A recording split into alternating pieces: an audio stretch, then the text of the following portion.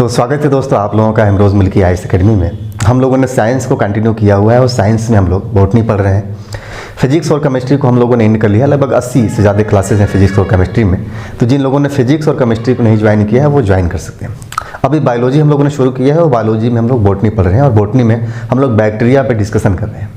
पिछले लेक्चर में हम लोगों ने देखा था कि बैक्टीरिया में रिप्रोडक्शन कैसे होता है। 2 लेक्चर में हम लोगों ने इसको समझने की कोशिश किया कि बैक्टीरिया में जनन की प्रक्रिया किस प्रकार से होती है और कौन कौन से प्रकार हैं जनन के, जहाँ से यूपीएससी और बाकी के स्टेट पीसीएस में भी प्रश्न पूछे जाते हैं, जो भी अपने स्टेट पीसीएस से।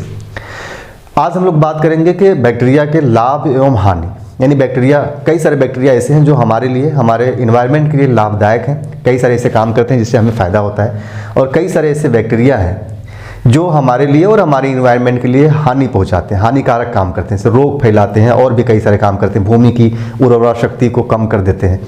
तो आज उन्हीं चीज़ों पे डिस्कशन करना है और ये भी टॉपिक बहुत इंपॉर्टेंट है। पीसीएस में तो यहाँ से खूब प्रश्न पूछे जाते हैं, ध्यान रखिएगा। ये पीसीएस का पेटेंट टॉपिक है, यहाँ से एक प्रश्न आपको मिल ही जाता है, हर साल एक प्रश्न आपको मिल ही जाएगा। तो ये चीज़ें हम लोगों को समझना है। तो कोशिश करेंगे कि हम लोग आज लाभ एवं हानि दोनों को समझ करके इस बैक्टीरिया के टॉपिक को इन करके फिर नेक्स्ट टॉपिक पर हम लोग भरेंगे।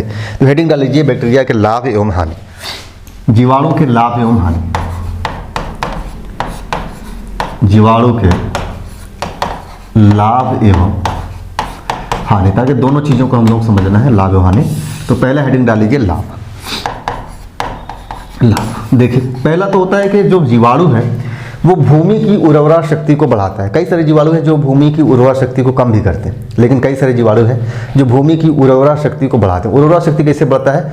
जब नाइट्रोजन, जो स्वतंत्र नाइट्रोजन है, वो नाइट्रेट या नाइट्राइट में बदल जाता है, तो ऐसी स्थिति में भूमि की उर्वरा शक्ति बढ़ जाती है, जब भूमि के अंदर ये काम होता है। तो और कुछ जीवाणु ऐसे हैं जो दलहनी फसलों में रहते हैं और दलहनी फसलों में रह करके यही काम करते हैं, स्वतंत्र नाइट्रोजन को नाइट्रेट या नाइट्राइट में बदलते हैं। ध्यान रखिए, जो हमारे पौधे हैं जो नाइट्रोजन का इस्तेमाल करते हैं वो स्वतंत्र नाइट्रोजन का प्रयोग सीधे सीधे नहीं करते। वो नाइट्रोजन का प्रयोग तब करते हैं जब नाइट्रोजन स्थिरीकरण पे पहुंच जाए, नाइट्रोजन अस्थायी हो जाए। जब नाइट्रोजन अस्थायी होता है तो या तो वो बदलता है नाइट्राइट में या तो नाइट्रेट में बदलता है। ध्यान रखिएगा। तो हमारे जो पौधे हैं वो सीधे सीधे नाइट्रोजन का प्रयोग न करके नाइट्रोजन को नाइट्रेट के रूप में प्रयोग करते हैं। तो नाइट्रोजन को नाइट्रेट के रूप में बदलने की प्रक्रिया किसके द्वारा की जाती है? जीवाणुओं के द्वारा की जाती है। अगर यह प्रक्रिया भूमि के अंदर हो रहा है तो इससे भूमि की उर्वरा शक्ति भी बढ़ती है। और मैंने बताया कि दलहनी फसलों में कई सारे ऐसे बैक्टीरिया होते हैं जो ये काम करते हैं। दलहनी फसलों के जड़ों में आप देखते होंगे गांठें बनी होती है, एक्चुअली में वो प्रोटीन की गांठें होती हैं। ये काम भी जीवाणुओं के द्वारा ही होता है। तो थोड़ा सा यहाँ पे लिखिए, वायुमंडलीय, लिखिए पौधे, ऐसे लिख लीजिएगा, पौधे वायुमंडलीय नाइट्रोजन को, वायुमंडलीय नाइट्रोजन को सीधे सीधे ग्रहण नहीं करते हैं, सीधे सीधे ग्रहण नहीं करते हैं, बल्कि नाइट्रेट के रूप में ग्रहण करते हैं। इंपॉर्टेंट है, प्रश्न पूछा गया है, नाइट्रेट के रूप में ग्रहण करते। ध्यान रखिएगा, ये प्रश्न पूछा गया है कि पौधे नाइट्रोजन को किस रूप में ग्रहण करते हैं, नाइट्रोजन के रूप में, नाइट्रेट के रूप में। तो ध्यान रखिएगा, नाइट्रेट के रूप में पौधे नाइट्रोजन को ग्रहण करते हैं और नाइट्रोजन के रूप में सीधे सीधे ग्रहण नहीं करते। तो ये काम नाइट्रोजन को नाइट्रेट के रूप में बदलने का काम कौन करते हैं? जीवाणुओं के द्वारा किया जाता है। और इससे भूमि की उर्वरा शक्ति भी बढ़ती है। ध्यान रखिएगा, पौधे में तो जो विकास होता है, लेकिन भूमि की उर्वरा शक्ति भी बढ़ जाती है। नाइट्रेट के रूप में ग्रहण करते हैं। इस प्रकार देखिए, नाइट्रोजन को नाइट्रेट के रूप में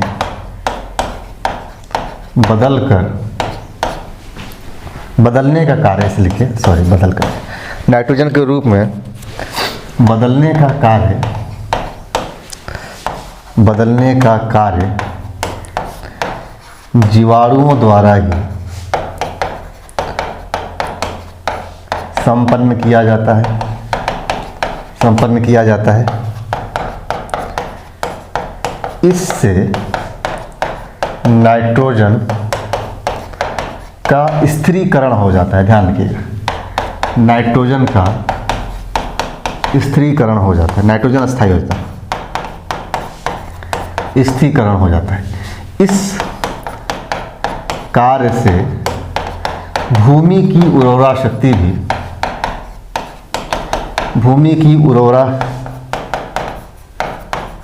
भी बढ़ जाती है। तो नाइट्रोजन को नाइट्रेट के रूप में बदलने का काम जीवाणुओं के द्वारा किया जाता है। इससे पौधे को तो लाभ होता ही है, पौधे के साथ साथ भूमि की उर्वरा शक्ति भी बढ़ती है। तो आप लोग देखते हैं कि कई जगह जब फसलों की बातें की जाती है, आप लोग शायद जो गांव के लोग होंगे वो जानते होंगे कि ऐसे फसल जिसमें बहुत ज़्यादा कीटनाशकों का प्रयोग किया जाए, खूब दवाई मारे जाए, लगातार उस पर अगर 10-12 साल खेती कर लिया जाए ऐसी भूमि पर जहाँ पे सिर्फ कीटनाशक का प्रयोग करके खेती की जा रही है, जैसे कि मिर्च की खेती की जा रही है, टमाटर की खेती की जाए। मिर्च की खेती में तो बहुत ज़्यादा दवाई का इस्तेमाल होता है। जब मिर्च का सीज़न होता है, मतलब मान के चलिए कि सितंबर, अक्टूबर और नवंबर के शुरुआती कुछ दिनों तक, उस समय जो मिर्च होता है वो बहुत ही हानिकारक मिर्च होता है। ऐसे समय हरा मिर्च खाने से आपको बचना चाहिए, क्योंकि उसमें बहुत दवा इस्तेमाल किया जाता है। सब कुछ बिजनेस पर्पज़ से हो रहा है, आप लोगों को पता है, खेती भी अब बिजनेस पर्पज़ से हो रहा है। ज़्यादा से ज़्यादा पैदा करना है और ज़्यादा पैदा करने के लिए हमें खूब दवाई इस्तेमाल करना होता है, रासायनिक उर्वरकों का प्रयोग खूब करना होता है। तो यहाँ पे होता क्या है कि इस समय का सीजन का जो मिर्च हो गया, टमाटर हो गया, ये बहुत हानिकारक होता है, उसमें खूब कीटनाशक। ऐसे टमाटर में आप देखेंगे बिल्कुल फ्रेश टमाटर रहेंगे, उसमें कोई कीड़े मकोड़े नहीं लगे होते। ऐसे मिर्च बिल्कुल फ्रेश मिर्च लगेंगे, आपको देखने में बहुत अच्छा लगेगा, आप आकर्षित होंगे उसकी तरफ। लेकिन जो देखने में बहुत अच्छा है, जिधर आप ज़्यादा आकर्षित होते हैं, वही आपके हेल्थ के लिए हानिकारक होता है। ये आपके पर्सनल लाइफ में भी ये चीज़ें लागू होती हैं, और पर्सनल लाइफ से हट कर भी ये चीज़ें लागू होती है। आपके आम जनजीवन में जो आप देख रहे हैं वहाँ भी ये चीज़ें लागू होता है। जैसे कि मैं एग्जांपल दिया कि इस समय के जो सीजनली जो भी आपको मिलता है, जैसे कि बैगन मिल गया, उसमें भी खूब दवा मारा जाता है। तो ऐसे समय के बैगन आप देखेंगे बिल्कुल फ्रेश बैगन होते हैं। तो मेरे जानने में एक थे हमारे साथ, जब दिल्ली में मैं रहता था, तो वहाँ पे वो जब जाते थे सब्जी लेने के लिए, तो सब्जी वाले से पूछते थे ऐसे सब्जी दो जिसमें कीड़ा लगा हो। सब्जी वाला भी बड़ी खुश हो जाता था कि कोई ऐसा बंदा मिल रहा है जो कीड़ेदार सब्जी खोजा। बोला आज तक तो कोई नहीं मांगता हमें कि हमें कीड़े वाला बैगन दे दो, कीड़े वाला टमाटर दे दो जिसमें कीड़ा लगा हो। आप ही आते हैं, ले जाते हैं, और सस्ते में भी मिल जाता था, 10 रुपये कम जो रेट चल रहा है उससे, और वो लेके चले आते हैं। इससे फ़ायदा होता था कि जिसमें भी कीड़ा लगा हुआ है, इसका मतलब इसमें दवाओं का प्रयोग नहीं किया गया, दवाइयाँ इसमें मिली नहीं हुई हैं, तो वो हेल्थ की दृष्टि से महत्वपूर्ण था, यानी अच्छा था। ऐसे टमाटर और ऐसे मिर्च या बैगन जो बिल्कुल फ्रेश हो, देखने में एकदम दिल आपका खुश हो जाएगा, वाह क्या ज़बरदस्त है, तो उसमें मतलब इसमें दवा का कोई इस्तेमाल किया गया है, वो आपके हेल्थ के लिए हानिकारक है। तो हर अच्छी चीज़ या हर खूबसूरत चीज़ आपके हेल्थ के लिए अच्छी हो, ये कंपलसरी नहीं है, ये आपके हेल्थ के लिए नुकसानदेह भी हो सकती है। और हर बुरी चीज़ जो देखने में अच्छी नहीं लग रही है, वो आपके हेल्थ के लिए नुकसानदायक हो, ये जरूरी नहीं है, वो आपके हेल्थ के लिए, आपके जीवन के लिए अच्छी हो सकती है। तो होता क्या है कि ऐसी भूमियाँ जिस पे लगातार ऐसे फसल उगाए जाए या इस प्रकार की खेती किए जाए, जैसे मिर्च, टमाटर हो गया, बैगन हो गया, इस प्रकार की व्यावसायिक खेती की जाए जिसमें खूब दवाओं का इस्तेमाल किया जाए, तो वो भूमि 10-12 साल के बाद बंजर हो जाती है। बंजर मतलब फिर उसमें कुछ पैदा होने लायक नहीं रहता। फिर क्या होता है, ऊपर की पूरी मिट्टी आपको हटानी होगी, नई मिट्टी डालनी होगी, उसमें खूब जो है कि उर्वरक, जैव उर्वरक का प्रयोग करना होगा, तब जाकर के वो भूमि में फिर से उपजाऊपन आएगा। इसीलिए ऐसे किसान जो बहुत ही जागरूक हैं, वो करते क्या है कि 2-3 साल मिर्च की खेती किए, टमाटर खेती किए, बैगन उगाए, खूब दवाओं का इस्तेमाल किए, फिर 1-2 साल ब्रेक करके उसमें चना बो दिए, मसूर बो दिए, ऐसे चीज़ बो दिए जिसमें ये जीवाणु उस भूमि को उर्वरा शक्ति प्रदान कर दे। यानी कि जीवाणु क्या करता है, नाइट्रोजन को नाइट्रेट में बदल करके, ऐसे जो खेती होते हैं चना वना देखेंगे उसमें जड़ों में गांठ पाए जाते हैं, तो वो प्रोटीन होते हैं एक्चुअल में, जो गांठ होता है। अब वो सारा काम किसके द्वारा होता है, जीवाणु। जीवाणु को जड़ से मिलता है भोजन, और ये स्वतंत्र नाइट्रोजन को नाइट्रेट में बदलता है। जीवाणु में उसमें एक वर्णक पाया जाता है, लाल रंग का पिगमेंट होता है, जैसे हमारे ब्लड में होता है ना हीमोग्लोबिन, वैसे उसमें भी एक वर्णक होता है, मैं अभी आगे नोट कराऊंगा। तो ये काम होता है, इससे भूमि की उर्वरा शक्ति बरकरार रहती है। इसीलिए कहा जाता है कि भूमि के पैटर्न, जहाँ भी आप खेती कर रहे हैं उसके पैटर्न को चेंज करते हुए खेती करिए। किसी साल कुछ बो दीजिए, किसी साल कुछ बो दीजिए, इससे भूमि की उर्वरा शक्ति बरकरार रहती है, बनी रहती है। एक ही चीज़ की लगातार आप खेती करते हैं, उसमें खूब दवाओं का इस्तेमाल हो रहा है, इससे भूमि की उर्वरा शक्ति लगातार कम होती जाती है, और एक समय ऐसा आता है कि वह पूरी जो भूमि है खेती हो जाती है बंजर। अभी इस चीज़ को और अच्छे तरीके से समझ पाएंगे। अभी मैं सिर्फ एग्जाम्पल दे रहा हूँ कि भूमि की उर्वरा शक्ति बढ़ाने में कैसे काम करते हैं। उसके लिए मैंने एग्जांपल दिया कि खेती के पैटर्न को चेंज करिए। जैसे यही कारण है कि खेती के पैटर्न को चेंज किया जाता है। जो किसान है वो भले ही इस चीज़ के टेक्निकली नहीं जानते हो कि एक्चुअल में उर्वरा शक्ति बढ़ रहा है जीवाणुओं के द्वारा, लेकिन उन्हें ये पता है कि अगर हम पैटर्न को चेंज करें, इस साल कुछ और खेती, इस साल कुछ और कर ले, तो हमारी जो भूमि है उसकी उर्वरा शक्ति बरकरार रहती है, बनी रहती है। वो इस बात को भली भांति जानते हैं। तो ये काम यही जीवाणु के द्वारा किया जाता है। अभी मैं आगे नोट करवाऊंगा इसको, थोड़ा इसको पहले लिख लीजिए। इस कार्य से भूमि की उर्वरा शक्ति भी बढ़ जाती है। जैसे देखिए नाइट्रोमोनास बैक्टीरिया जैसे डाल लीजिएगा, जैसे में एक ए भी कर लीजिए। नाइट्रोमोनास जीवाणु या बैक्टीरिया ये क्या करता है, ये नाइट्रोजन को, ठीक है, ये नाइट्रोजन को नाइट्राइट में बदल देता है। ध्यान रखिएगा, नाइट्राइट में बदल देता है, नाइट्राइट में बदल देता है।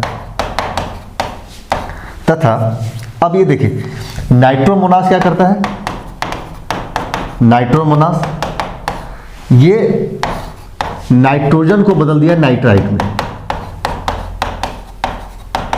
नाइट्राइट में। एक काम तो ये कर दिया। पौधे क्या ग्रहण करते हैं, नाइट्रेट के रूप में ग्रहण करते हैं। तो इस नाइट्राइट को अब बदल दिया जाएगा, ये जो नाइट्राइट है ये बदल जाएगा नाइट्रोबैक्टर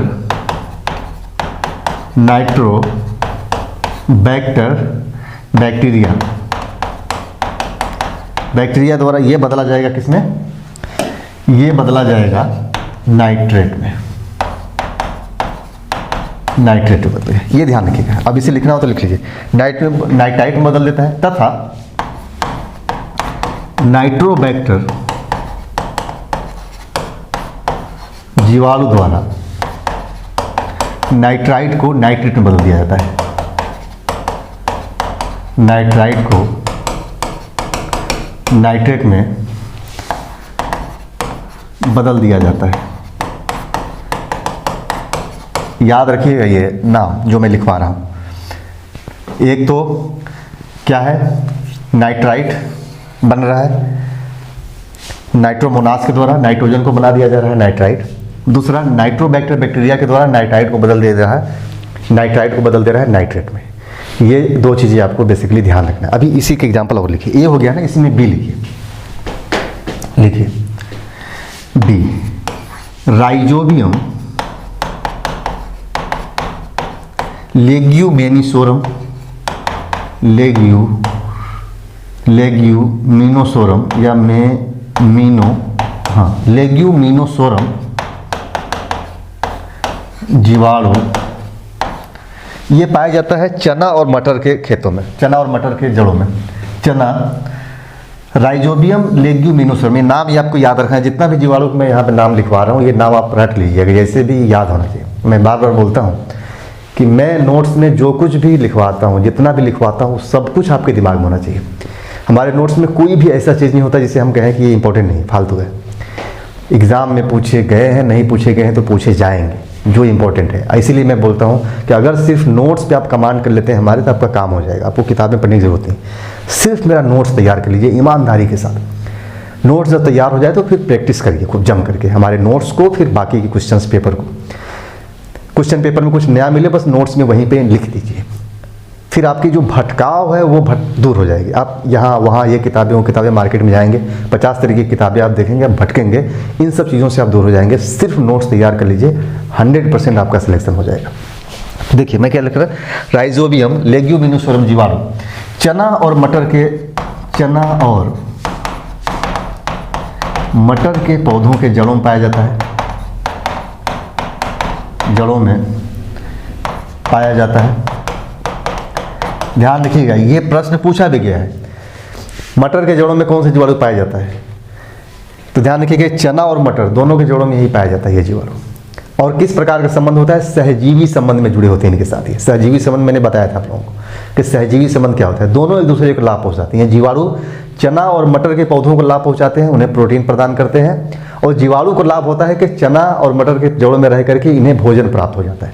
तो ये दोनों एक दूसरे के लिए क्या होते हैं, लाभदायक होते हैं। जैसे मैंने दिया था एग्जाम्पल कि हमारे छोटी आंत में भी जीवाणु पाया जाता है, ई कोलाई जिसे बोलते हैं, एशरिकिया कोलाई इसका नाम है। और यह जीवाणु ऐसा है एशरिकिया कोलाई कि सबसे ज़्यादा अगर किसी जीवाणु पर अध्ययन किया गया है तो एशरिकिया कोलाई का, इसका खूब रिसर्च किया गया है। सर्वाधिक अध्ययन इसी जीवाणु किया गया है, एशरिकिया कोलाई का अध्ययन किया गया। वो भी हमारे आंतों में कैसा है, सहजीवी संबंध के साथ जुड़ा हुआ है। हमारे पाचन में सहायता करता है, उसको आंतों से हमें भोजन मिल जाता है, उसको भोजन मिल जाता है, सॉरी हमारे भोजन के पाचन में सहायता करता है वो, और उसको हमारे जो भोजन जा रहा है उससे उसको भोजन मिल जा रहा है, जीवाणु को भोजन मिल जा रहा है। दोनों सहजीवी संबंध, समजीवी संबंध का मतलब हो गया एक दूसरे को सहजीवता लाभ पहुंचाते रहे, दोनों हानिकारक ना हो बल्कि कुछ उन्हें भी लाभ हो कुछ इन्हें भी लाभ हो। तो ये जो जीवाणु है चना और मटर के पौधे में सहजीवी संबंध के साथ जुड़े होते हैं। यहाँ लिख लीजिएगा, ये भी प्रश्न पूछा गया है, पाया जाता है जो सहजीवी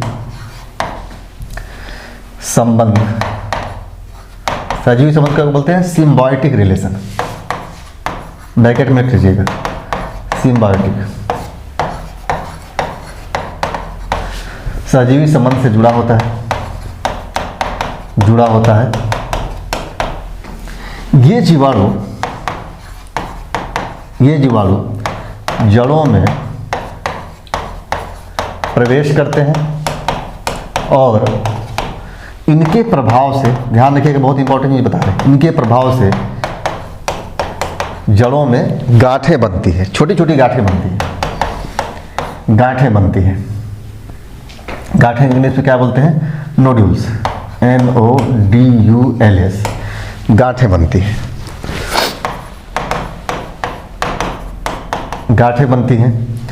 इन गांठों में ध्यान रखिएगा लाल रंग का वर्णक, ये भी प्रश्न पूछा गया है, लाल रंग का वर्णक पाया जाता है जिसे क्या बोलते हैं? हमारे बॉडी में खून में कौन सा वर्णक पाया जाता है? हीमोग्लोबिन पाया जाता है। इसके वजह से ब्लड क्या होता है? रेड कलर की दिखाई देती है। यहाँ पे जो पाया जाता है इसमें भी लाल रंग का वर्णक पाया जाता है। जब आप चना के पौधे उखाड़ेंगे या कभी मटर के पौधे आप उखाड़ेंगे तो आप देखेंगे चना के पौधे जब उखाड़ेंगे तो उसके जड़ों में छोटी छोटी महीन गांठें होती हैं। कई सारी गांठें बड़ी मोटी होती हैं, मतलब इतनी बड़ी हो जाती हैं। तो उन गांठों में लाल रंग का वर्णक पाया जाता है जिसे लेग हीमोग्लोबिन कहा जाता है। ध्यान रखिएगा, जिसे लेग हीमोग्लोबिन कहा जाता है, लेग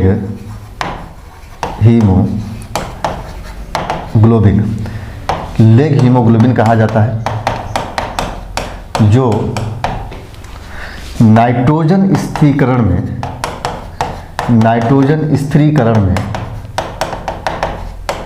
सहायक होते हैं। ध्यान रखिएगा, ये लाल रंग की जो बेसिकली वो प्रोटीन होती है, लाल रंग की गांठें, उन्हें बोलते हैं लेग हीमोग्लोबिन का वर्णक पाया जाता है। बोलते नहीं एक्चुअल में, उन्हें तो बोला जाता है प्रोटीन की गांठें होती है, लेकिन उसमें जो वर्णक पाया जाता है उसे बोलते हैं लेग हीमोग्लोबिन। लाल रंग का वर्णक होता है। ये भी प्रश्न पूछा गया है कि चना के पौधे में जो गांठें पाई जाती है उसमें कौन सा वर्ण पाया जाता है? तो लेग हीमोग्लोबिन पाया जाता है। किस रंग का होता है? लाल रंग का होता है। हालांकि लोगों को लगेगा हरे रंग का होता है, लेकिन होता है एक्चुअल में लाल रंग का। इसका काम क्या होता है? इसका काम होता है नाइट्रोजन का स्थिरीकरण करना। नाइट्रोजन स्थिरीकरण का मतलब क्या हो गया? वही नाइट्रोजन को नाइट्रेट में बदलना। नाइट्रेट क्या है? नाइट्रोजन का स्थिरीकरण भाग है।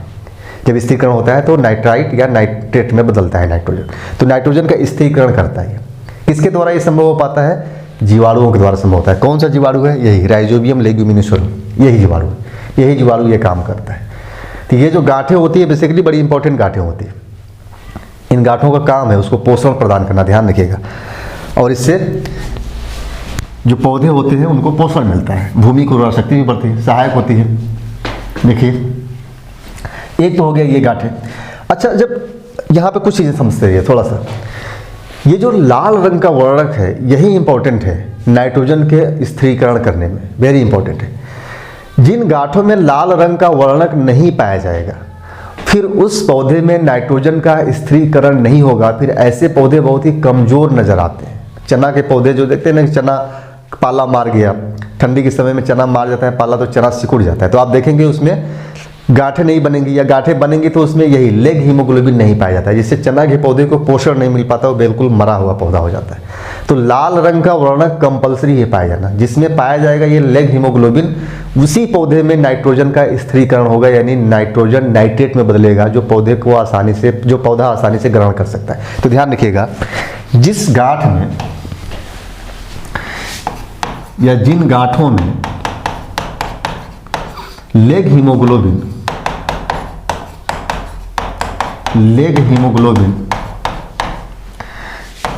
नहीं पाया जाएगा, वह पौधा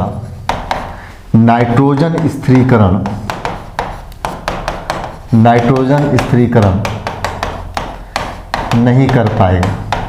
ध्यान रखिएगा, अब नाइट्रोजन स्थिरीकरण आप समझ रहे हैं ना, नाइट्रोजन का नाइट्रेट में बदलना या नाइट्राइट में बदलना वही होता है नाइट्रोजन स्थिरीकरण। अब लिखना हो तो यहाँ पे लिख लीजिए, कंफ्यूज हो। लेकिन नाइट्रोजन का नाइट्राइट या नाइट्रेट में बदलना नाइट्रोजन स्थिरीकरण कहलाता है। नाइट्रोजन स्थिरीकरण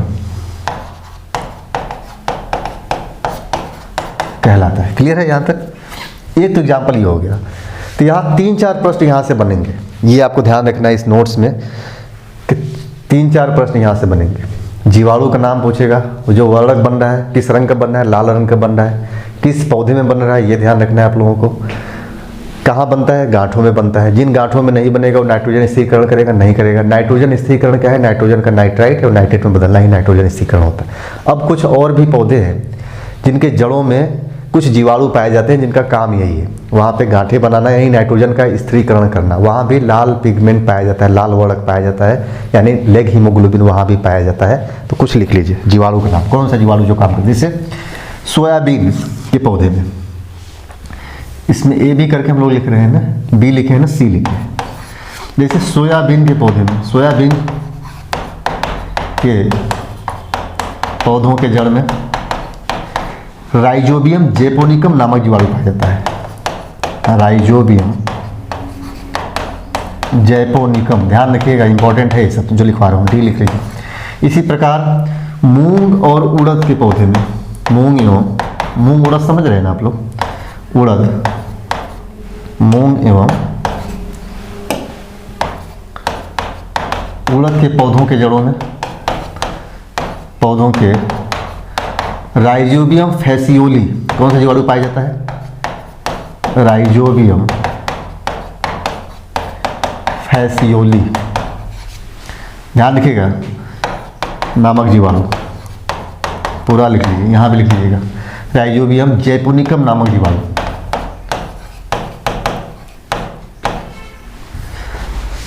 जड़ों में पाया जाता है। इनके कुछ पौधे ऐसे हैं जिसके तनों में भी पाया जाता है जीवाणु। तो ये काम क्या है? काम वही है, ध्यान रखिएगा, जो मैंने बताया, लाल रंग का वर्णक नाइट्रोजन का स्थिरीकरण करना, यही काम है इनका।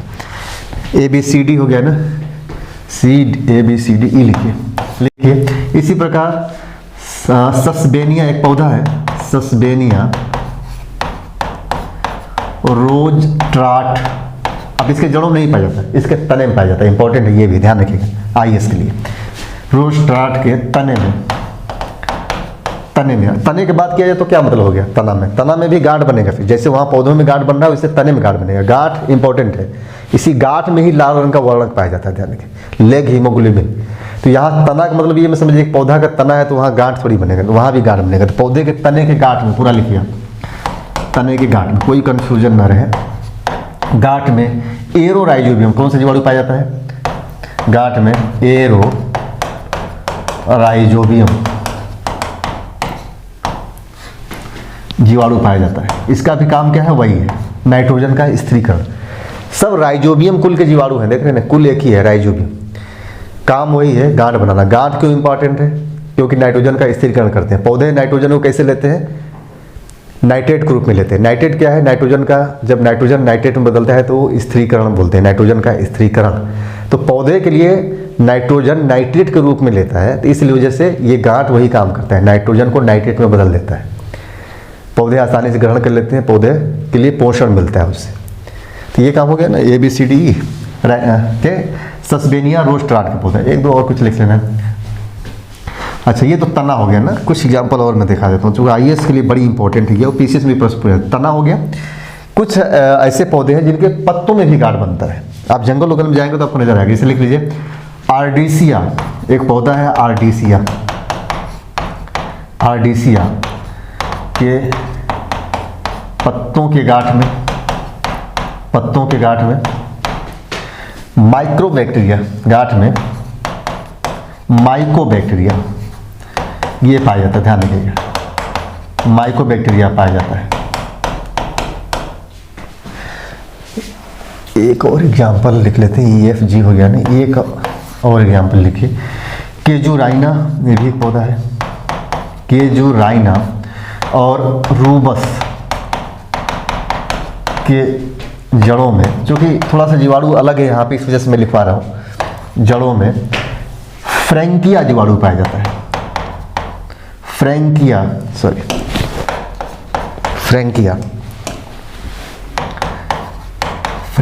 बैक्टीरिया, फ्रैंकिया बैक्टीरिया पाया जाता है। ध्यान रखिएगा, सबका काम वही है, फ्रैंकिया बैक्टीरिया भी काम वही करता है, नाइट्रोजन का स्थिरीकरण करता है, लेकिन किस पौधे में? केजुराइना और रूबस की जड़ों में। ऐसे ही आर्डिसिया के पत्ते के गांठ में पाया जाता है माइकोबैक्टीरिया, इसका भी काम वही है। ठीक, तो ये चीज़ें आपको याद रखना है, रट जाना है, दिमाग में बैठा लेना है। किताब उताब में जल्दी से मिलता नहीं है, आप लोग इसे लिख रहिएगा अच्छे तरीके से। अब आइए, ये तो हो गया नंबर 1, जहाँ हम लोग देख रहे थे कि पौधे किस प्रकार, जीवाणु किस प्रकार से पौधों के लिए लाभदायक होते हैं, भूमि की उर्वरा शक्ति को बढ़ाते हैं। तो यहाँ पे थोड़ा सा लिखना हो तो लिख लीजिए। जब किसी भूमि पर, पैराग्राफ चेंज करके लिखिए, जब किसी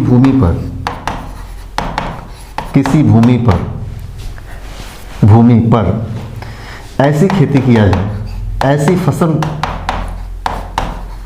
की खेती की जाए जिसमें, खासतौर से जिसमें कीटनाशकों का प्रयोग व्यापक स्तर पर होता हो, ब्रैकेट में लीजिएगा, ऐसी फसल को बोलते हैं व्यावसायिक फसल, जहाँ पे चूंकि व्यवसाय के दृष्टिकोण से कीटनाशकों का खूब प्रयोग किया जाता है, ज़्यादा पैदा होगा, ज़्यादा बेचेंगे हम, ज़्यादा कमाएंगे। तो यहाँ पे लिख लीजिए व्यावसायिक फसल, कीटनाशकों का प्रयोग वहीं पे होता है खूब, जहाँ व्यावसायिक फसल हो, जिसमें आप लिख लेंगे मिर्च की खेती, टमाटर की खेती, और जो है कि खास तौर से मिर्च टमाटर, ये तो खूब चलता है। इसके अलावा जहाँ पे और दवाई, जैसे बैगन की खेती हो गया, तो यहाँ पे लिख लीजिएगा जैसे मिर्च, टमाटर, बैगन, etc, ऐसी फसल है। व्यावसायिक स्तर पर प्रयोग किया जाता है, कीटनाशकों का प्रयोग व्यापक स्तर पर प्रयोग किया जाता है। उस भूमि की उर्वरा शक्ति लगातार घटती जाती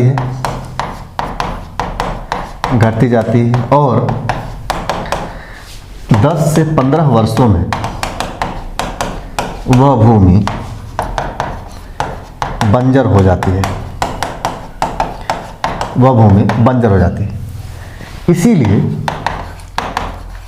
इसीलिए किसी भी भूमि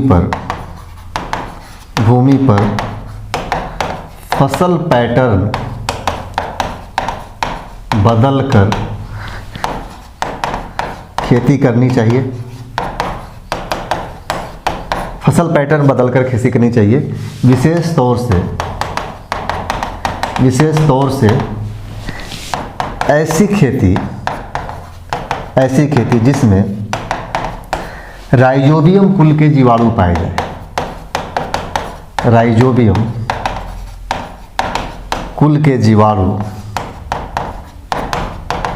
पाए जाए, इससे भूमि की उर्वरा शक्ति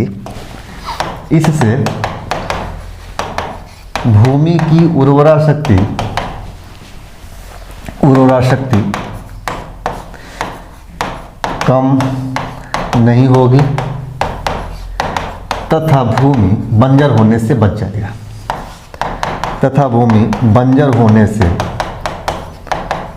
जाएगा, जैसे आप चना की खेती करिए, मटर की खेती करिए, मसूर की खेती करिए, यानी दलहनी फसल करिए। ध्यान रखिए, ज़्यादातर समस्या वही होती है ऐसे ही खेतों में। दलहनी फसल क्यों कहा जा रहा है, थोड़ा इसको भी समझ लीजिए कि दलहनी फसल है क्यों, गेहूँ धान क्यों नहीं? क्योंकि गेहूँ और धान की जब खेती की जाती है तो उसमें भूमि की उर्वरा शक्ति पे बहुत ज़्यादा नकारात्मक इफेक्ट नहीं पड़ता है, क्योंकि उसमें खूब पानी का प्रयोग किया जाता है, गेहूँ में भी और धान में भी पानी बड़ी मात्रा में वहाँ पे जो खाद दिया जाता है बेसिकली वहाँ खाद का इस्तेमाल करते हैं, भले ही रासायनिक खाद हो लेकिन खाद का इस्तेमाल करते हैं, कीटनाशकों का प्रयोग कम किया जाता है। जबकि व्यावसायिक फसलें जो होती है खासतौर से टमाटर, मिर्च, बैगन और बाकी कुछ व्यावसायिक फसलें हैं जिसमें कीटनाशकों का प्रयोग बड़े स्तर पर किया जाता है। तो भूमि की उर्वरा शक्ति के लिए नुकसानदायक कौन है? कीटनाशक ज़्यादा नुकसानदायक है, रासायनिक खाद कम नुकसानदायक है, कीटनाशक ज़्यादा नुकसानदायक है। इस वजह से ऐसी भूमि जिसपे कीटनाशकों का खूब प्रयोग किया जाता है उसकी उर्वरा शक्ति खत्म हो जाती है 10-15 साल में। तो इसीलिए ऐसी ही भूमि पर फसल पैटर्न बदलना चाहिए और ऐसी ही भूमि पर दलहनी फसल की जाती है, ध्यान रखिएगा। जहाँ पे पानी के साधन है पर्याप्त मात्रा में वहाँ पे फिर टमाटर, मिर्च की खेती नहीं होती वहाँ पे, इसके लिए पानी कम ज़रूरत होती है। लेकिन धान और गेहूं के लिए हमें पर्याप्त मात्रा में पानी की जरूरत होती है, तो उसे बोलते हैं कियारी हम लोगों की तरफ आम भाषा में। कि कियारी का मतलब हो गया ऐसी भूमि है जिसमें धान और गेहूं की खेती की जाती है। और जहाँ पे दलहनी फसल पहले होती थी, फिर बाद में आगे व्यवसायिक खेती करने वाले मिर्च, टमाटर लगाने लगे, तो ऐसी भूमि को अलग अलग एरिया में अलग अलग एक लोकल नाम दिया जाता है। कहीं पे डोर बोल दिया जाता है, कहीं पे डी बोल दिया जाता है, अलग अलग नाम होता है। हम लोगों की तरफ डौर बोला जाता है कि डौर वाला खेती चल रहा है। डौर वाला खेती मतलब ऐसी खेती जहाँ पे पानी के पर्याप्त साधन है, पानी के साधन हो जाए तो उससे लोग कियारी बना दें, फिर धान गेहूँ करें, खूब पैदावारी करें। तो ऐसी भूमि पे फिर मिर्च, टमाटर, तो ऐसी भूमि बोला जाता है कि इसमें कीटनाशकों का प्रयोग जम करके होता है। तो आप मान लीजिए 2 साल 3 साल मिर्च लगाइए इस भूमि पर, 1 साल चना बो दीजिए। जब चना बोएंगे तो क्या होगा, उसमें राइजोबियम कुल के जीवाणु पाए जाएंगे, जिससे भूमि की उर्वरा शक्ति क्या होगी, बढ़ा देंगे। तो 2 साल चना बो दीजिए, फिर 3-4 साल मिर्च बोइए, तो इससे भूमि की उर्वरा शक्ति बरकरार रहेगी। लगातार सिर्फ मिर्च बो रहे हैं या सिर्फ टमाटर में तो थोड़ा कम कीटनाशक का प्रयोग किया जाता है, लेकिन मिर्च में तो बहुत ज़्यादा हाईएस्ट कीटनाशक का प्रयोग किया जाता है। इसीलिए ऐसी सब्जियों का इस्तेमाल करिए जिसमें कीट लगे हों, तो इससे आप इस बात से निश्चिंत होंगे कि इसमें कीटनाशक का प्रयोग नहीं किया गया है। फिर आपके हेल्थ के लिए भी ईजी होता है। हालांकि हमने इस पर डिस्कशन किया है इकोलॉजी इन्वायरमेंट वाले सेक्शन में कि जब कीटनाशक का प्रयोग हम लोग करते हैं तो कीटनाशक समाप्त नहीं होता है, इन्वायरमेंट में बना ही रहता है। अगर उसे हम जैसे मिर्च में इस्तेमाल किया गया, बैगन में इस्तेमाल किया गया, अगर हम खाते हैं, खाने के बाद वो हमारे बॉडी में भी जा करके इकट्ठा होता रहता है, तो कहीं ना कहीं मनुष्यों के लिए भी नुकसानदायक होता है। वो इकोलॉजी इन्वायरमेंट वाले लेक्चर में हमने इस पर खूब अच्छे से डिटेल में समझाया है। जो लोग नहीं पढ़े इकोलॉजी इन्वायरमेंट वो ज्वाइन कर लेंगे, बहुत कम फीस है, लगभग 1000 रुपये में इकोलॉजी इन्वायरमेंट आपको प्रोवाइड कर देता हूँ। 65 लेक्चर है उसमें, पूरा कॉन्सेप्ट आपका इकोलॉजी इन्वायरमेंट का एक एक करके क्लियर हो जाएगा ज़िंदगी भर के लिए। फिर आपको पढ़ना नहीं होगा इकोलॉजी इन्वायरमेंट, सिर्फ अपडेट कर लीजिए अपने आप को, कितने पार्क बढ़े, कितना नेशनल पार्क बढ़ रहा है, कौन सा टाइगर रिजर्व बढ़, बस यही अपडेट करना होगा। कॉन्सेप्ट कुछ भी अपडेट करने की जरूरत है, सारा कॉन्सेप्ट हमने बता दिया है और सारे क्वेश्चन आप वहाँ से सॉल्व कर लेंगे। तो ठीक है, जैसे चना मटर वगैरह की खेती करनी चाहिए, यहाँ तक हो गया। अगला पॉइंट लिख लीजिएगा इसमें। अच्छा ये तो हो गया, अगला पॉइंट का इसमें लिख। अब हो गया नंबर 2। कुछ जीवाणु क्या करते हैं कि वो सड़े गले पदार्थों को तोड़ देते हैं, जिससे हमारे पर्यावरण की सफाई होती रहती है, बदबू नहीं आता, महकता नहीं है। सड़ा गला पदार्थ अलग अलग हिस्से में तोड़ देते हैं तो उसके क्या होते हैं, वो जाके इन्वायरमेंट में मिल जाता है, तो वो भी हमारे लिए फ़ायदेमंद होते हैं, ऐसे जीवाणु भी। तो लिख लीजिए, कुछ जीवाणु पौधों तथा जंतुओं के, कुछ जीवाणु पौधों तथा जंतुओं के मृत शरीर को सरल पदार्थों में तोड़ देते हैं,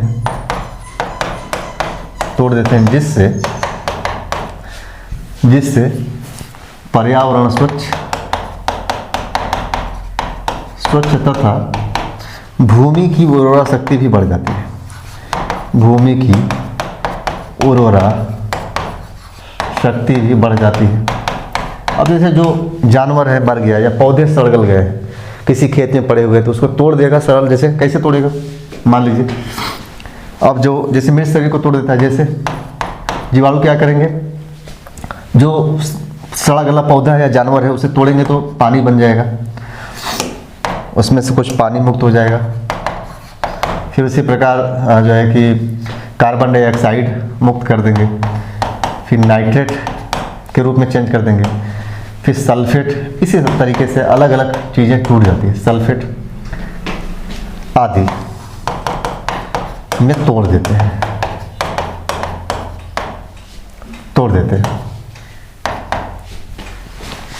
ठीक, अगला पॉइंट लिखिए, तीसरा। जैसे सॉरी, हाँ, जैसे जैसे कई सारे जीवाणु ऐसे हैं जो भूमि में रहते हैं, जैसे उन्हें बोलते हैं सल्फर जीवाणु। जैसे एग्जांपल है सल्फर जीवाणु का थायोबैसिलस। ये क्या करते हैं कि भूमि में जो प्रोटीन पदार्थ जब खराब होते हैं, सड़ते हैं, तो वो हाइड्रोजन सल्फाइड बनाते हैं। तो ये हाइड्रोजन सल्फाइड को सल्फ्यूरिक अम्ल में तोड़ देते हैं। ये भी काम अच्छा है। तो लिख लीजिए, भूमि में रहने वाले कुछ सल्फर जीवाणु जैसे थायोबैसिलस,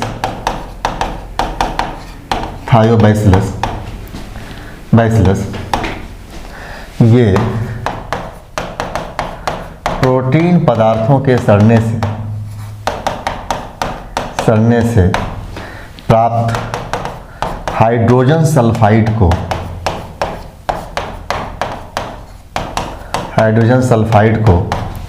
सल्फ्यूरिक अम्ल में बदल देते हैं।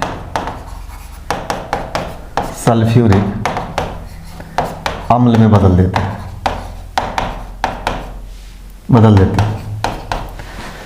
ठीक, ये तो भूमि से जुड़ी हुई चीज़ें आप लोग देख रहे हैं कितनी इंपॉर्टेंट है। ऐसे ही अब आइए कुछ और चीज़ें देख लेते हैं हम लोग। प्रश्न पूछे गए हैं, ये सारी चीज़ें पॉइंट टू पॉइंट आपके दिमाग में होनी चाहिए। यहाँ से कोई प्रश्न पूछे जाते हैं। लैक्टोबैसिलस लैक्टिस नामक जीवाणु आप लोगों को पता है, जो दूध के लैक्टोज शर्करा को लैक्टिक एसिड में तोड़ देता है। इससे दूध का क्या होता है, भौतिक अवस्था बदल जाती है। दूध तरल है वो अर्ध ठोस हो जाता है, जिसे क्या बोलते हैं हम लोग, दही बदलते हैं। दही बनाने में लैक्टोबैसिलस लैक्टिस नामक जीवाणु काम करता है। तो लिख लीजिए, लैक्टोबैसिलस लैक्टिस नामक जीवाणु, लैक्टोबैसिलस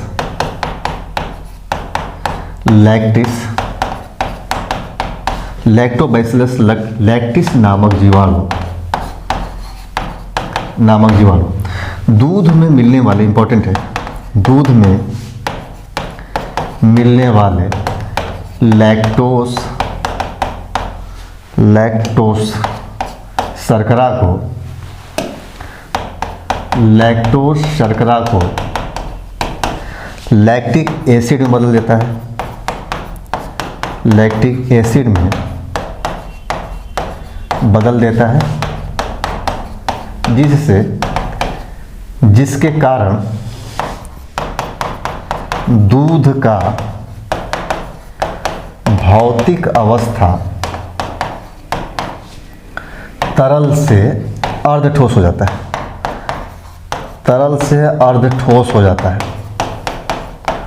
अर्ध ठोस हो जाता है, जिसे दही कहा जाता है। ध्यान रखिएगा और थोड़ा सा समझिए आप लोग। दही एक्चुअल में क्या है, एक जीवाणु द्वारा दूध की भौतिक अवस्था को बदल दिया जाता है ना। कौन सा जीवाणु है, लैक्टोबैसिलस लैक्टिस नामक जीवाणु। ये दूध की भौतिक अवस्था को चेंज कर देता है। दूध जो तरल है उसे अर्ध ठोस बना देता है, दही के रूप में हो जाता है। एक्चुअल में जब हम बोलते हैं कि दही खाना खाने के बाद, अक्सर आप देखते हैं ना कि खाने के बाद लोग दही खाते हैं ताकि खाना हमारा पच जाए। क्यों? क्योंकि उसमें कौन सा जीवाणु होता है, लैक्टोबैसिलस लैक्टिस होता है। इस जीवाणु का काम है आपकी ऊर्जा को बढ़ा देना, भोजन की पाचन शक्ति को बढ़ा देना, यही काम है। इसी वजह से हम लोग दही खाते हैं खाना खाने के बाद, तो हमें लगता है कि हमारा भोजन पच जाता है। एक्चुअल में दही नहीं, बल्कि दही में जो जीवाणु है वो काम कर रहा है। इस वजह से हमारा खाना खाने के बाद जो कि भोजन में हमारी ऊर्जा बढ़ जाती है, भोजन की पाचन शक्ति बढ़ जाती है, तो खाना खाने के बाद हमारा खाना जल्दी से पच जाता है। लोगों के ना खाना नहीं पच रहा है तो बोलते हैं दही खाओ, तो एक्चुअली में दही वही जीवाणु है जो आपके इस शक्ति को बढ़ा देता है, तो आपका भोजन पचने लगता है। तो लिख लीजिए, यह जीवाणु, लिखिए, यह जीवाणु हमारे शरीर में, कौन सा जीवाणु, यही लैक्टोबैसिलस लैक्टिस, यह जीवाणु हमारे शरीर में पाचन शक्ति को बढ़ाकर ऊर्जा प्रदान करता है। इसी कारण भोजन के बाद दही खाने से भोजन आसानी से पच जाता है, ध्यान रखिएगा। अक्सर हम लोग देखते हैं कि खाने के बाद, मतलब घर पे तो कम होता है एक्सक्यूज में, देखिए क्या होता है, घर पे तो नॉर्मली आपकी लाइफ चल रही है तो आप गर्मी उर्मी के दिनों में दही खाते हैं, लेकिन जब आप कहीं गेस्ट बन के जाते हैं तो स्पेशली वहाँ पे होता है खाने के बाद आपको दही दिया जाता है ताकि आपका भोजन पच जाए। कई बार होता है कि जब लोग घर से बाहर जाते हैं तो वहाँ भी घर वाले होता है ना कि दही खिला करके बाहर भेजते हैं। तो इसमें तरीका है, जैसे घर से बाहर आप कहीं लंबे टूर पे जाते हैं तो उसमें होता ही है कि आप खाना पीने का जो आपका मन है वो नहीं करता है। सफ़र में जब भी जाएंगे तो आप खाने पीने का मन नहीं करता है, लेकिन घर वाले क्या सोचते हैं कि हमारा जो लड़का है वो खाते पीते जाए, उसको ऐसा ना हो कि भूखा ना कर जाए। तो दही खिलाने का प्रचलन यहीं से, दही खाएगा तो भूख लगेगा तो कुछ ना कुछ रास्ते में खाएगा। अदरवाइज आप सफ़र पे जाएंगे, लंबी सफ़र आप करिए तो मन नहीं करेगा खाने पीने का, आप सोचेंगे पहुँच करके ही खाएंगे। तो दही के बाद, खाने के बाद दही हम लोग किस लिए खाते हैं, ताकि हमारा पच जाए। क्यों पच जाए? क्योंकि दही में लैक्टोबैसिलस लैक्टिस नामक जीवाणु पाया जाता है। क्लियर?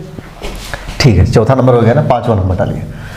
दूध में पाए जाने वाले एक प्रोटीन है, केसीन प्रोटीन भी पाया जाता है दूध में। तो लिखिए, दूध में पाए जाने वाले केसीन प्रोटीन के जमने से, केसीन प्रोटीन के जमने पर उसे लैक्टोबैसिलस लैक्टिस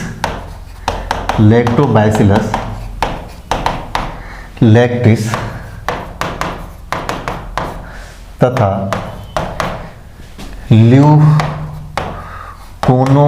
ल्यूकोनास्टक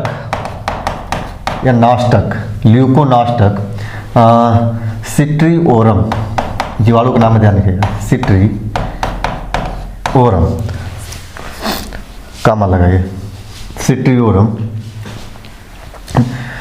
दूध में पाए जाने वाला कैसीन प्रोटीन जब जमता है तो उसे लैक्टोबैसिलस लैक्टिस, वही जीवाणु जो दही बना रहा है वो, प्लस ल्यूकोनास्टक सिट्रिओरम नामक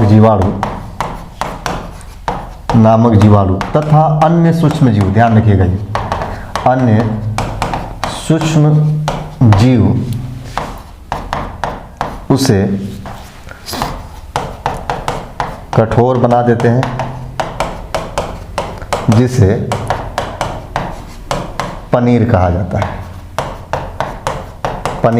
ध्यान रखिएगा, पनीर बनाने में सिर्फ जीवाणुओं का काम नहीं होता, जीवाणुओं के साथ साथ और भी कई सारे सूक्ष्म जीव होते हैं, ये ध्यान रखिएगा। दही बनाने का काम सिर्फ जीवाणु करता है, लैक्टोबैसिलस लैक्टिस।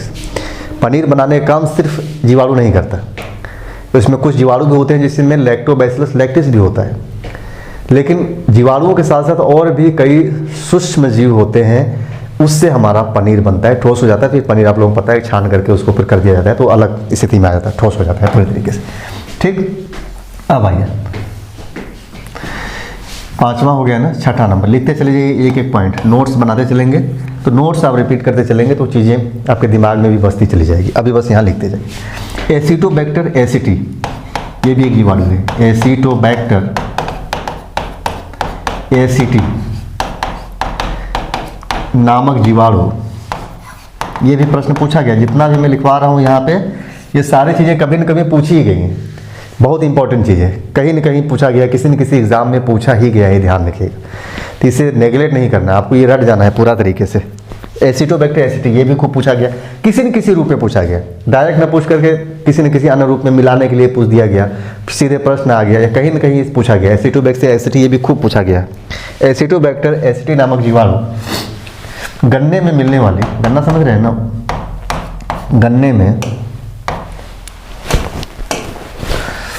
गन्ने में मिलने वाली सुक्रोज शर्करा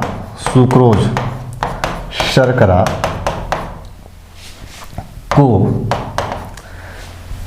एसिटिक एसिड में बदल देता है। प्रश्न यहाँ से कई तरीके से पूछा गया, ध्यान रखिएगा। जैसे प्रश्न पूछ दिया, गन्ने में कौन सा शर्करा मिलता है? सुक्रोज शर्करा, ध्यान रखिएगा। सुक्रोज शर्करा को एसिटिक एसिड में कौन बदलता है? तो यही जीवाणु, एसिटोबैक्टर एसिटिक, ये जीवाणु है जो सुक्रोज शर्करा को एसिटिक एसिड में बदल देता है। अच्छा, यही जीवाणु कौन? एसिटिक एसिड, यही जीवाणु शर्करा घोल को सिरका में बदलता है, सिरका में बदलता है। सिरका में कौन सा पाया जाता है? एसिड, एसिटिक एसिड पाया जाता है। ये भी पाचन के लिए इंपॉर्टेंट होता है। सिरका आप लोग देखते होंगे, कभी खाए होंगे, सुने होंगे, नहीं सुने होंगे तो आप लोग देखिएगा, सिरका बड़ी फायदेमंद होता है। तो गन्ने का जो सिरका बनता है इसमें यही जीवाणु काम करता है, एसिटोबैक्टीरियल एसिड। ये शर्करा घोल को सिरका में चेंज कर देता है। फिर सिरका क्या होता है, भोजन के बाद उसको भी लिया जाता है। तो पाचन शक्ति, चूंकि एसिड होता है तो पाचन शक्ति यानी आपके पाचन शक्ति को बढ़ा, इन द सेंस कि जो आपका जो अधपचा हुआ चीज़ें हैं वो पचा देता है। खाना खाने के बाद कई सारे लोग सिरका भी थोड़ा बोल दे, सिरका की मात्रा थोड़ा ही है, सलाद वगैरह में लोग मिला देते हैं सिरका हल्का सा, तक वो खाने के साथ जाते रहे और पाचन हमारा बना रहे।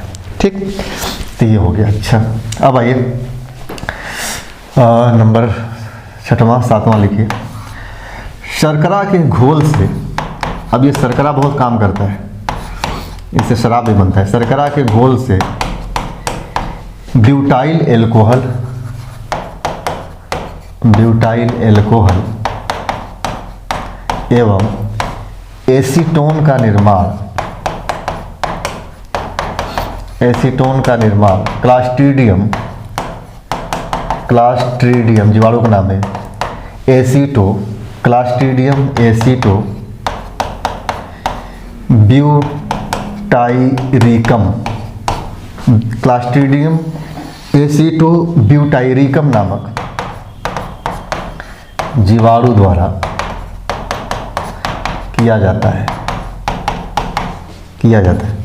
ये शर्करा है ना, गन्ने का जो रस होता है उससे शराब भी बनता है, खूब बनता है। भट्ठा वगैरह पर आप लोग, जो लोग जानते होंगे उन्हें पता होगा कि शर्करा के घोल से शराब घरेलू स्तर पे भी लोग बना लेते हैं। उसके लिए बहुत ज़्यादा विधि, वैज्ञानिक विधि अपनाने की ज़रूरत नहीं होती, लोग बना लेते हैं, घर पे बना करके पीते हैं जमकर। और ये जो शर्करा है, मैंने फिजिक्स में पढ़ाया था कि इसका काम न केवल जो है कि अल्कोहल के रूप में होता है, बल्कि इसका काम ईंधन के रूप में भी होता है। गाड़ियों के ईंधन में भी इस्तेमाल किया जाता है, पावर अल्कोहल जिसे हम लोग बोल देते हैं। इसे मैंने फिजिक्स या केमिस्ट्री वाले टॉपिक में मैंने पढ़ाया, हालांकि दोनों हम लोगों ने एक साथ ही पढ़ा है फिजिक्स केमिस्ट्री को, तो वहाँ हम लोगों ने इसे पढ़ा हुआ है। बस यहाँ पे ये जीवाणु का नाम याद रखिएगा, ये इंपॉर्टेंट है, पूछा जा सकता है इन फ्यूचर कभी भी।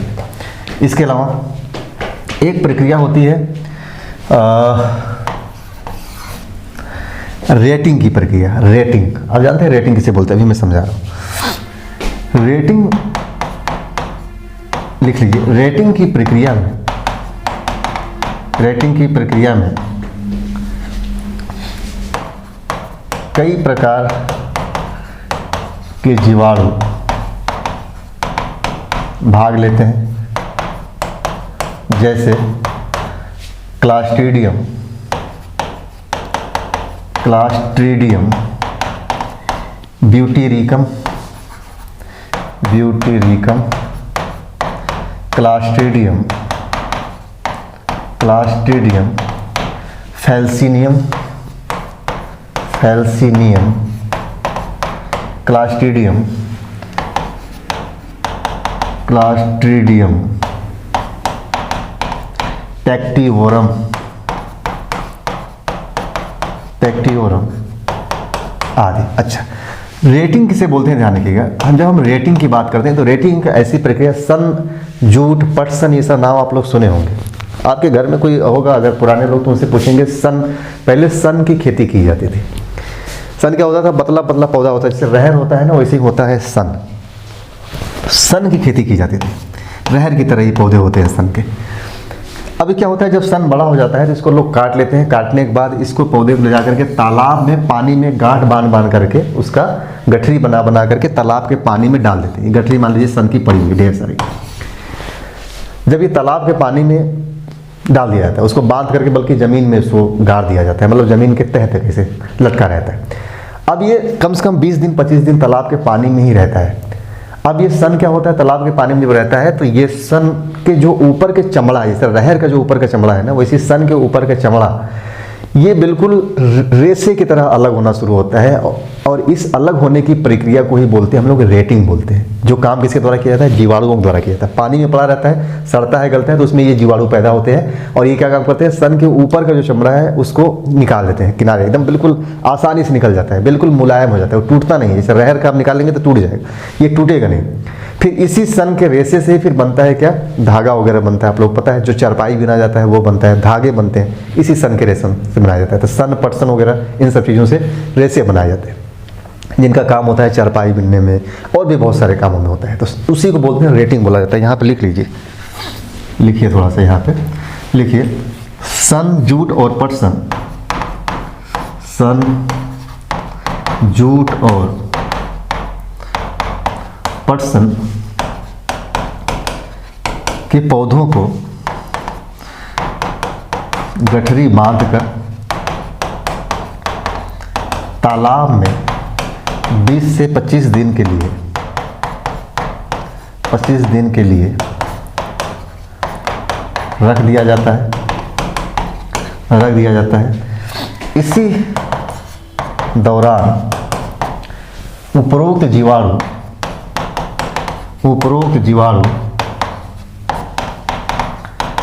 तालाब में पैदा होते हैं और इनके यानी सन, जूट और पटसन के रेशों को, सन, जूट और पटसन के रेशों को अलग या पृथक, रेशों को पृथक करना शुरू कर देते हैं। तो रेशों को पृथक करना ही रेटिंग कहलाता है। इन रेशों को पृथक करने की प्रक्रिया को ही, इन रेशों को पृथक करने की प्रक्रिया को ही, पृथक करने की प्रक्रिया को ही रेटिंग कहा जाता है। रेटिंग कहा जाता है, ध्यान रखिएगा। एक प्रक्रिया चाय के पत्ती के साथ होता है, क्यूरिंग होता है, उस पर मैं डिस्कस करूँगा क्या होता है क्यूरिंग। तो रेशों को पृथक करना क्या होता है, रेटिंग होता है। किसके द्वारा किया जाता है, जीवाणुओं के द्वारा किया जाता है। गांव में अगर आप लोग के दादा उदा होंगे तो आप पूछेंगे तो आप बताएंगे, वो गांव के लोग ही जानेंगे, शहर के लोग नहीं जान पाएंगे। शहर के लोग इस मामले में आधा मूर्ख होते हैं, उन्हें गाँव की ज़िंदगी के बारे में पता नहीं होती। वो अपनी उसी ज़िंदगी में मस्त रहते हैं, बाहर गए, पिज्ज़ा खाया, बर्गर खाया, बिरयानी मंगाए और बाकी चीज़ें खाए और माल में जाके घूम लिए, ऐश के। एक्चुअल में ये ज़िंदगी वो नहीं होती। ज़िंदगी होती है जब गांव में जाकर के एक एक चीज़ करीब से आप देखते हैं तो आपकी लाइफ में क्या होता है, इससे आपका बौद्धिक विकास होता है, आपकी जिज्ञासाएं बढ़ती हैं, आप जानने की कोशिश करते हैं। तो जो बिल्कुल प्योरली शुद्ध रूप से शहर का लड़का है, जो गाँव से इसका कोई कनेक्शन नहीं है, तो ऐसे बच्चों को आप देखते हैं ना किस तरीके के होते हैं। वो बस वो खाने पे उनका फोकस होता है, खाते रहो बस। ठीक, चलिए ये हो गया। अब आगे आइए, तंबाकू की पत्ती पर भी कुछ जीवाणु होते हैं, जिससे तंबाकू में स्वाद आ जाता है, सुगंध बढ़ जाता है। नंबर कौन सा नंबर था, जो भी नंबर हो, 8वां है ना, 9वां लिखिए। लिखिए तंबाकू की पत्ती में, तंबाकू की पत्ती में, तंबाकू की जो खेती होती है, तंबाकू की पत्ती में, तंबाकू की पत्ती में स्वाद और सुगंध बढ़ाने के लिए, सुगंध बढ़ाने के लिए बैसिलस, नाम याद रखिएगा, बैसिलस मेगाथेरियम, मेगाथेरियम, इसके अलावा माइक्रोकोकस, माइक्रोकोकस कैंडिडेंस, कैंडिडेंस नामक जीवाणु का प्रयोग किया जाता है, प्रयोग किया जाता है। जो तंबाकू होती है, तंबाकू की जब खेती होता है तो आप देखते हैं कि लोग, जो तंबाकू खाने वाले लोग हैं, उनको स्वाद और सुगंध चाहिए होता है। तो स्वाद और सुगंध बढ़ाने के लिए इस जीवाणु का प्रयोग करते हैं। तो तंबाकू में सुगंध भी आ जाता है और स्वाद भी आ जाता है। तो जो तंबाकू खाने वाले लोग हैं उन्हें एंजॉय आता होगा, मज़ा आता होगा। इसके अलावा चाय की पत्तियों पर भी स्वाद बढ़ाने के लिए उसका क्यूरिंग किया जाता है। लिख लीजिए, चाय की पत्तियों पर विशेष स्वाद बढ़ाने के लिए माइक्रोकोकस बैक्टीरिया का नाम याद रखना आप लोगों को, विशेष तौर पे कोकस कैंडिडेंस, वही जो यहाँ पे जीवाणु था, कैंडिडेंस नामक जीवाणु का प्रयोग किया जाता है,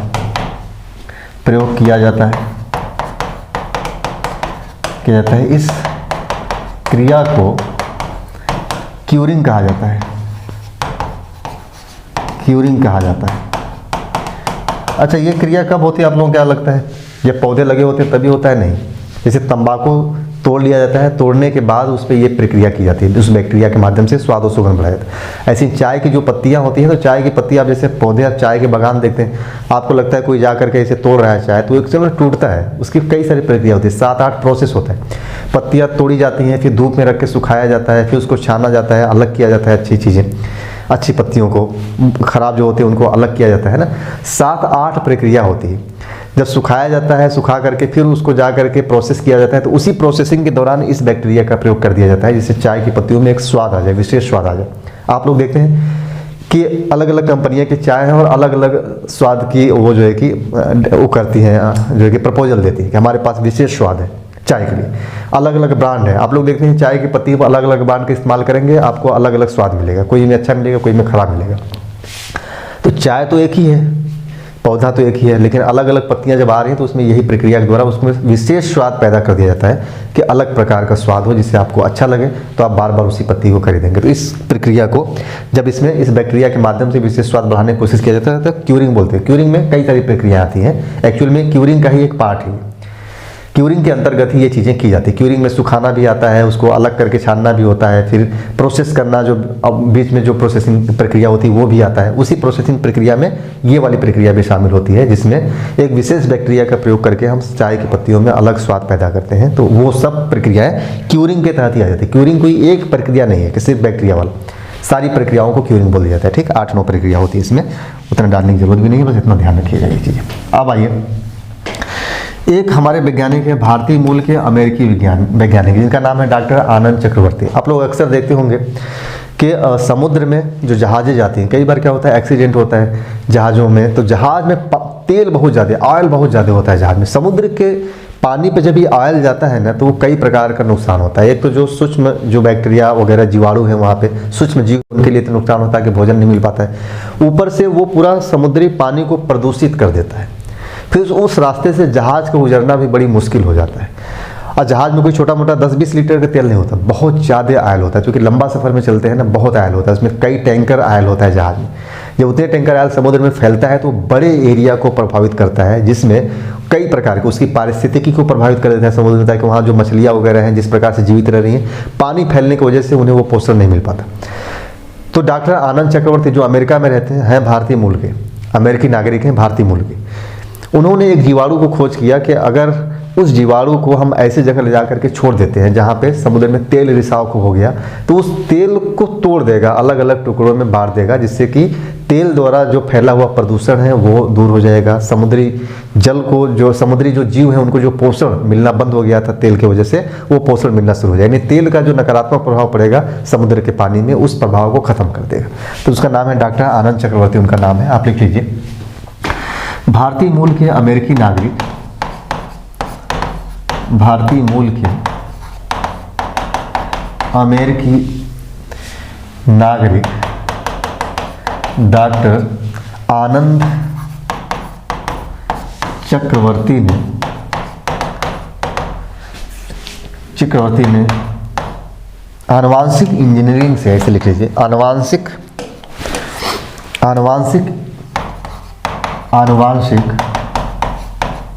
इंजीनियरिंग से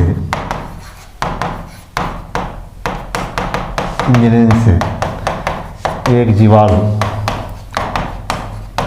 तैयार किया, जिसका नाम भी याद रखिएगा, इनका भी नाम याद रखिएगा। किससे तैयार किया गया ये भी आपको याद रखना है, जेनेटिक इंजीनियरिंग के माध्यम से, जिनका नाम स्यूडोमोनास पुटिडा, जिसका नाम स्यूडोमोनास पुटिडा है। यह जीवाणु पेट्रोलियम पदार्थों दिख रहा है ना, हाँ जरा ब्लर कर रहा है।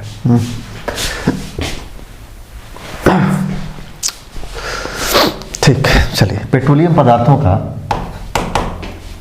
भक्षण कर उसे कार्बन तथा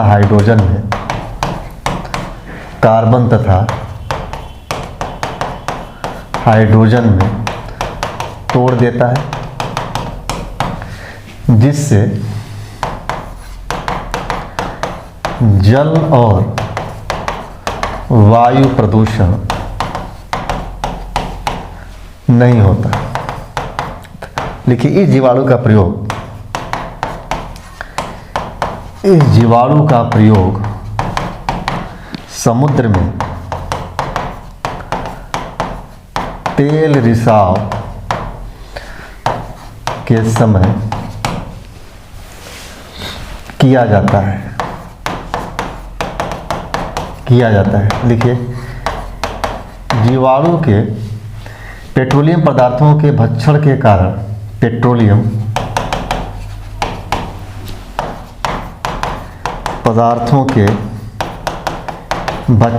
कारण ही उसे महाभक्षक, इसे इंग्लिश में बोलेंगे सुपर बग कहा जाता है। आईएएस में पूछा गया प्रश्न है, सुपर बग किसे बोलते हैं? स्यूडोमोनास पुटीडा को। ध्यान रखिएगा, सुपर बग स्यूडोमोनास पुटीडा। क्या है सुपर बग? पेट्रोलियम पदार्थों का भक्षण करने वाला जीवाणु है। कहाँ इसका यूज करते हैं हम लोग? समुद्र में करते हैं। बेसिकली किस समय? जब तेल का रिसाव होता है या पेट्रोलियम पदार्थों का रिसाव होता है समुद्र में, उस समय इस जीवाणु का प्रयोग करते हैं, जो कार्बन और हाइड्रोजन में तोड़ देता है उनको। तो जो प्रदूषण है समुद्र में पानी में फैलने वाला, वो भी बंद हो जाता है। वायु प्रदूषण, जल प्रदूषण दोनों समाप्त हो जाता है। तो सुपर बग की खोज किसने किया? डॉक्टर आनंद चक्रवर्ती। कहाँ के नागरिक हैं? अमेरिका के। किस मुल्क के हैं? भारतीय मुल्क के। ये ध्यान रखिएगा, इंपॉर्टेंट है। इसके अलावा आगे एक जीवाणु है जिसका उपयोग हम लोग करते हैं स्टोन वगैरह तोड़ने में। किडनी, गॉलब्लैडर वगैरह में जो स्टोन होता है उसको तोड़ने में भी प्रयोग किया जाता है चिकित्सा विज्ञान में। तो नंबर अगला डाल लीजिए। कौन सा नंबर है यार? नंबर भूल जाते हैं। 10 नंबर, 11 नंबर लिखिए। 11 नंबर लिखिए। जीवाणु का नाम है ऑक्ज़ोलोबैक्टर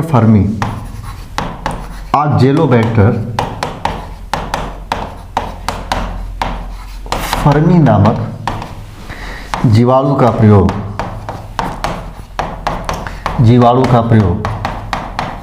चिकित्सा विज्ञान में किया जाता है। जीवाणु का प्रयोग चिकित्सा विज्ञान में स्टोन क्या बोले? पत्थर, स्टोन ऐसे लिख लीजिए। स्टोन तोड़ने के लिए किया जाता है। अब ये स्टोन कहीं भी हो, उसको तोड़ने के लिए इस जीवाणु का प्रयोग करते हैं, ऑक्ज़ोलोबैक्टर फर्मी। ये ध्यान रखिएगा। ऐसे ही एक जीवाणु है जिसका नाम है माइकोबैक्टीरियम हबाना। ये जीवाणु जो ट्यूबरकुलोसिस जीवाणु है ना, उसको खाता है ये माइकोबैक्टीरियम हबाना। तो ये टीबी के रोग के लिए काम आता है जीवाणु। लिखिए, माइकोबैक्टीरियम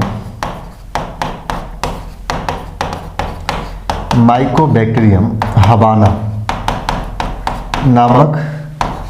नामक जीवाणु ये क्या करता है? टीबी रोग उत्पन्न करने वाले जीवाणु को नष्ट करता है। हबाना नामक जीवाणु टीबी रोग उत्पन्न करने वाले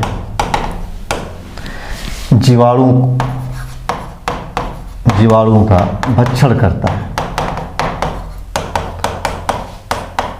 टीबी रोग कौन उत्पन्न करता है? माइकोबैक्टीरियम ट्यूबरकुलोसिस नामक जीवाणु। तो इसको लिख लीजिए, माइकोबैक्टीरियम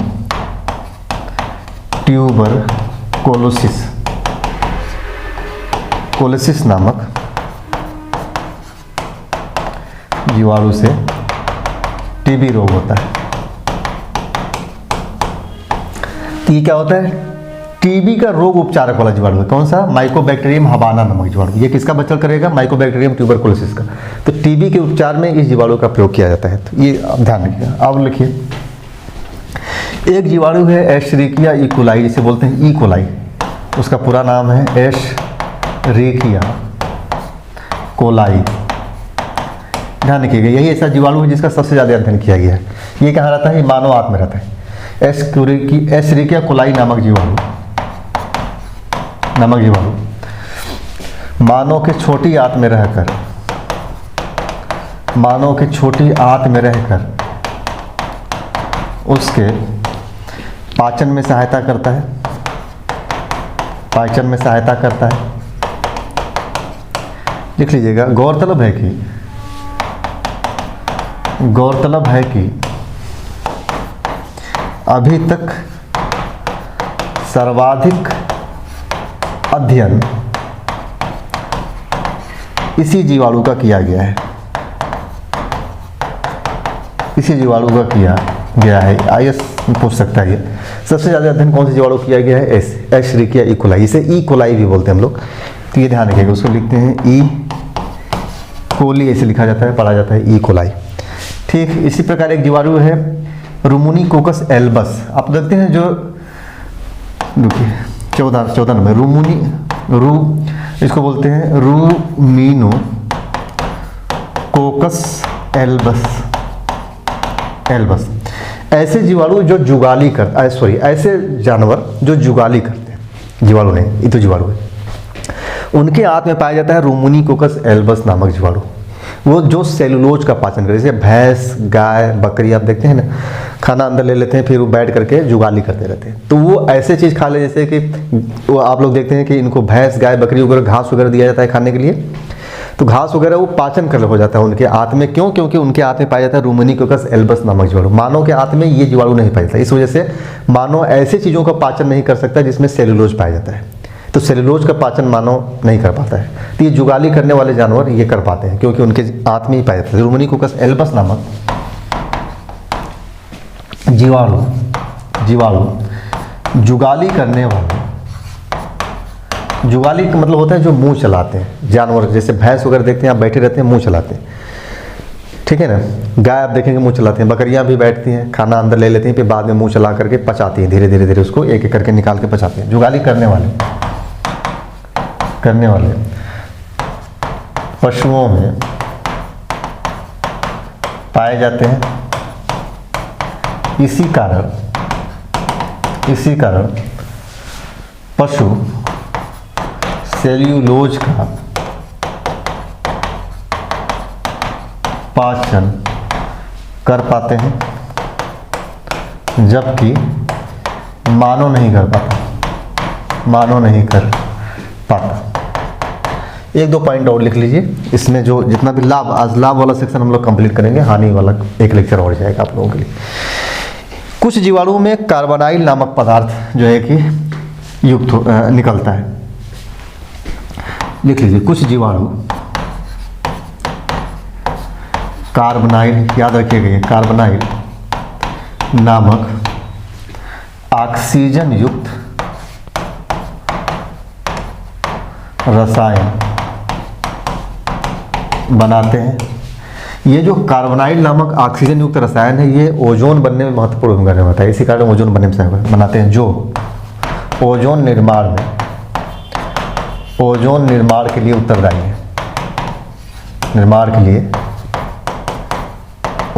है।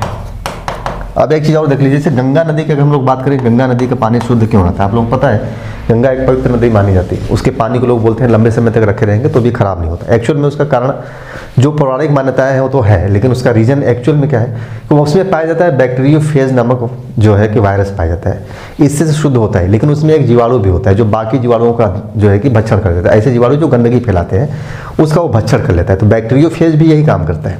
जीवाणु क्या है? बैक्टीरियोफेज मतलब ही होता है जीवाणु खाने वाला वायरस, बैक्टीरियोफेज। तो बैक्टीरियोफेज इंपॉर्टेंट है।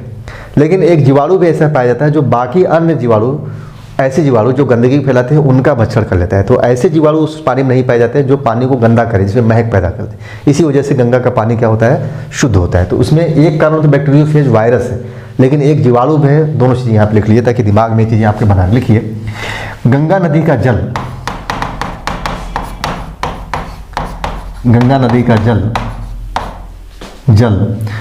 बैक्टीरियोफेज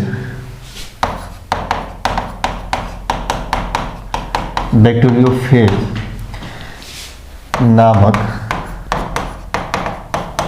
वायरस के कारण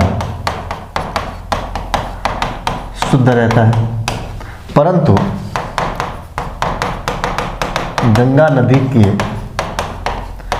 गंगा नदी के शुद्धिकरण में एक जीवाणु की भी महत्वपूर्ण भूमिका है जो गंगा नदी के जल को गंदा करने वाले अन्य जीवाणुओं का भक्षण करता है। भक्षण मतलब उसे खाता है, भक्षण करता है। तो कौन सा नाम है? भक्षण करता है। इस जीवाणु का नाम डेलीविब्रियो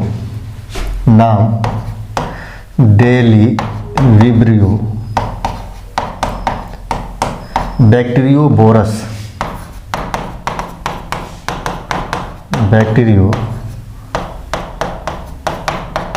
है। डेलीविब्रियो बैक्टीरियोबोरस ये क्या करता है? बाकी के अन्य जीवाणु जो गंदगी फैलाते हैं उनका ये भक्षण करता है। अब सवाल उठता है कौन से जीवाणु है गंदगी फैलाते हैं, उसका भी नाम यहाँ पे लिख लीजिए। तो ये तो हो गया गंगा को शुद्ध करने वाला जीवाणु। गंदगी फैलाने वाला क्या है? गंगा नदी में गंदगी का कारण कोलीफॉर्म बैक्टीरिया माना जाता है। कोलीफॉर्म बैक्टीरिया होता है। कोलीफॉर्म बैक्टीरिया गंगा नदी में गंदगी का कारण होता है। तो गंगा नदी में शुद्धिकरण को लेकर के क्या है? पहला नंबर पे बैक्टीरियोफेज जो वायरस है वो कोलीफॉर्म बैक्टीरिया का भक्षण करता है। लेकिन एक जीवाणु भी है जो कोलीफॉर्म बैक्टीरिया का भक्षण करता है, इस वजह से उस जीवाणु को भी गंगा नदी के शुद्धिकरण का कारण माना जाता है। डेलीविब्रियो बैक्टीरियोबोरस नाम है। क्लियर है यहाँ पे? तो ये जीवाणुओं के लाभ है। आप देख सकते हैं जीवाणु हमारे लिए कितने इंपॉर्टेंट है, लाभदायक है। और जब मैंने शुरू में आपको लोगों को लेक्चर बताया था तो किस प्रकार से जीवन की उत्पत्ति होती है, तो मैंने बताया कि हम लोगों के बॉडी में लगभग 57% जो सेल्स हैं वो जीवाणु, बैक्टीरिया, शैवाल, कवक इन सबों के सेल्स हैं। सिर्फ 43% सेल ही मानव के सेल हैं। बाकी के जो सूक्ष्म जीव हैं, छोटे जीव हैं, उनके सेल हैं, कोशिकाएं हमारे अंदर पाई जाती है। तो आप उससे कनेक्ट भी कर पा रहे होंगे, जैसे हाथ में हमारे पाया गया है इकोलाई बैक्टीरिया। तो चलिए एक लेक्चर मुझे लगा आज के लेक्चर में हो जाएगा, लेकिन लंबा हो गया ये। नेक्स्ट लेक्चर में हम लोग जीवाणु के जो हानिकारक जो प्रभाव है वह देखेंगे। फिर नेक्स्ट लेक्चर में मैं डिस्कशन कर दूंगा आकार, 4 आकार के पाए जाते हैं जीवाणु, उन आकारों के बारे में बता देंगे। कभी प्रश्न वहाँ से भी पूछ सकता है। तो लेक्चर आप लोगों को कैसा लगा?